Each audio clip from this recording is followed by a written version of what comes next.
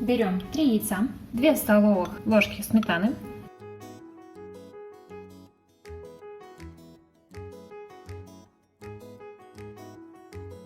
пол чайной ложки соли, 1 чайная ложка соды пищевой, 1 стакан сахара.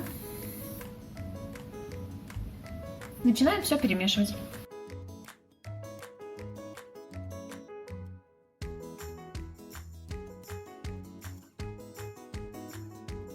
Добавляем стакан муки. И снова все хорошо перемешиваем.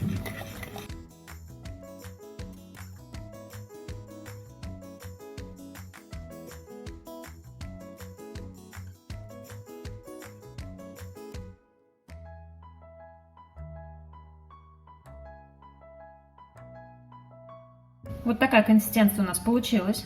Берем форму. Я ее предварительно смазала сливочным маслом. И наше тесто выливаем в форму.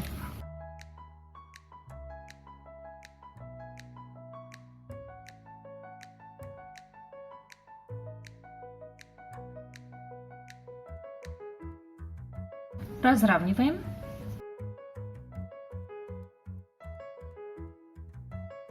Выпекаем в духовке на температуре 220 градусов в течение 40 минут. Вот такой румяный у нас получился кекс. Давайте доставать его из формы.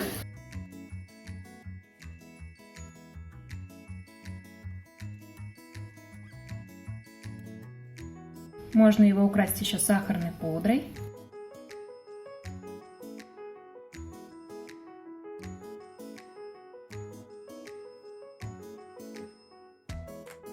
Давайте теперь разрежем.